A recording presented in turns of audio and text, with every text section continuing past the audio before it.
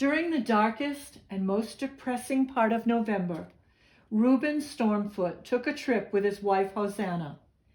He didn't bring much, just a green toothbrush and a pair of red swimming trunks. Reuben never shaved. He hadn't shaved in 47 years. Hosanna brought lots of suitcases filled with gorgeous dresses, gold sandals, and a bit of this and a bit of that. The plane to Spain was filled with pale and sniffling Swedes going to the Canary Islands to lie in the sun, swim, and run in the sand. Seated in front of Reuben and Hosanna was the Sandworm family from Stockholm. "Check the weird beard on that old guy," said the oldest boy. He was 7 and called Linus. "Awesome," said his little brother, giggling. He was called Lucas and was 6. The youngest brother, Johannes, was 4, and he knelt in his seat and smiled at Reuben. He didn't say anything. "Be quiet, Johannes," said the boy's mother. "Soon you'll get something to eat." Reuben winked at Johannes. A flight attendant passed out trays with lunch, and everyone got to choose what he or she wanted to drink. No one spilled anything. Everyone was happy. The sky was blue. Everyone got little packets of salt and pepper, and Reuben hid his in his beard. Johannes saw him and giggled out loud. "Be quiet, Johannes," his father scolded him. "Soon they'll come around with toys." The flight attendant passed out jigsaw puzzles, but there were only 2 left, and she gave them to Linus and Lucas. "You're probably too little for puzzles anyway," she said friendly to Johannes. He nodded and played with his napkin. At the airport in Spain, 2 customs officials were checking out if anyone was trying to smuggle something into the country. "I think we'll have to go through that beard of that one with a fine-tooth comb," one of them whispered to the other, nodding towards Reuben. "It has salt and pepper in it," said Johannes. "Mom, Johannes already has sunstroke," Luna said. All kinds of things fell out of Reuben's beard.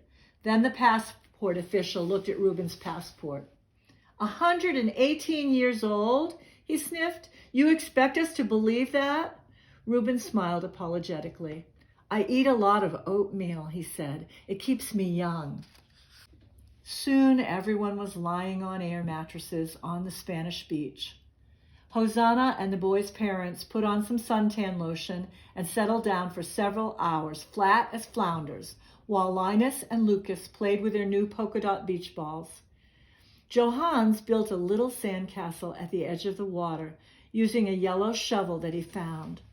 Reuben was walking around on his long legs, collecting pretty little seashells, which he put in a pail. "What a nut," said Lucas, pointing at Reuben. "Yeah, wacky," said Linus.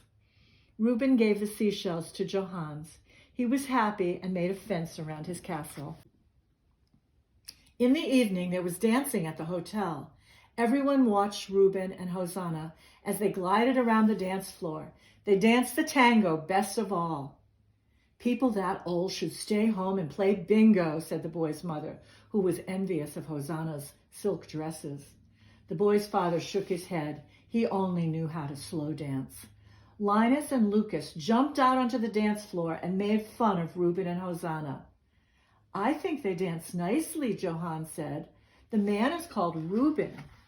After a week, the vacation was over, and everyone was seated back on the plane again. Linus and Lucas had gotten large Spanish straw hats, and Johannes had gotten freckles. "That's the end of the good life," the boy's mother said to Hosanna. "But when you're retired, I guess you're able to take it easy all the time." "Oh, definitely not," said Hosanna. "I supervise a toy workshop, and I work 42 hours a week. But it's true that my husband only works 1 day a year." "Some job," the boy's father sniffed. "Yes, but then I work like a dog." Reuben smiled and pulled a deck of cards out of his beard and started to show Johannes some magic tricks. On Christmas Eve, the sandworms were seated in front of the TV, cracking nuts like many other Swedes. Santa, however, was hard at work. He had put on his red work clothes and was going around the large district handing out Christmas gifts. He only had 3 gifts left in his bag when he knocked at the sandworms' front door. The boy's father filmed Santa with his camcorder as he handed Johannes the first package. The other boys started to fuss. How come he gets the first one, that little pipsqueak? Then Santa handed Johannes the other 2 packages too. The living room became absolutely quiet. You could almost hear the needles drop off the Christmas tree. Johannes chuckled. "You're funny, Reuben," he said, handing the other gifts to his brothers, Lucas and Lionel. Outside in the street, the snow made a crunchy noise under Reuben's boots. The sky was almost black, but the stars were shining and winking at him. Reuben winked back at them. Far away from the edge of the woods came the sound of music that made him smile. Reuben folded up the empty bag and put it in the sled. Then he pushed off towards the tiny gray house which lay hidden among the pine trees in the woods. That's where the music was coming from. It was a tango.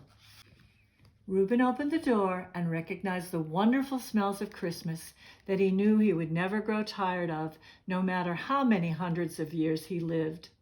Hosanna came dancing towards him. The bells on her silk dress were tinkling. "How did work go this year?" she asked. "Great," Reuben said, "especially at Johan's house." That's the story of Santa's Christmas vacation. I hope everybody has a great holiday. So long.